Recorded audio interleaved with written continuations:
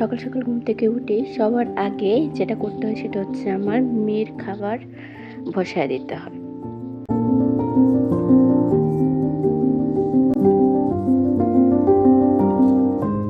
মেয়ে তো আমার সেই সকাল 7টার দিকে ঘুম থেকে উঠে যায়। তো আমি ওকে হচ্ছে 9টা 9:30টার দিকে খাবারটা দিই। সকালের খাবার। বেশিরভাগ টাইমে আমি সকালে ওকে খিচুড়িই খাওয়াই।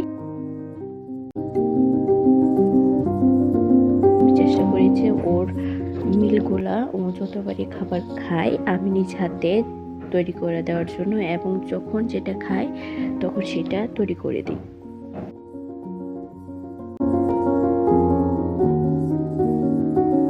আমি জানি আজ থেকে 5 বছর পর বা 3-4 বছর পর আমাদের দুজনের লাইফটা অন্যরকম হয়ে যাবে। ও তখন নিজের হাতে সবকিছু করবে, নিজের খাবারটা ও নিজে খাইতে চাইবে। বাট এই যে এখন যে সময়টা আমি পার করছি, এই সময়টা আমি কখনো পাবো না।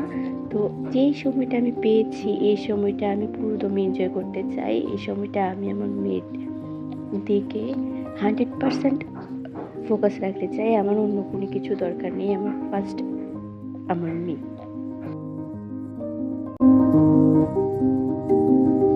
জানি না দ্বিতীয়বার মা হতে পারবো কিনা বা সৃষ্টিকর্তা সেই তৌফিক আমাকে দিবে কিনা। বাট এখন যে আমি যে মাতৃত্বে আছি বা মাতৃত্বের সময়টা পার করছি, সেটা আমি পুরোপুরি মাতৃত্বটা এনজয় করতে চাই। এইটাই আমার প্রতিদিনকার রুটিন। সকালবেলা উঠে ওর খিচুড়ি রান্না করা, তারপর যাই আমি নিজে ফ্রেশ হইতে। তো দেখতে দেখতে আমার খিচুড়ি হয়ে গেছে। আমি এখন আমার মেয়েকে খাওয়াবো, সায়রাকে এটা নিয়ে আমি খাওয়াবো। ওকে খাওয়াতে আরেক যুদ্ধ। তারপর ও যতটুকু খায় আলহামদুলিল্লাহ, আমি ওকে ফোর্স করি না।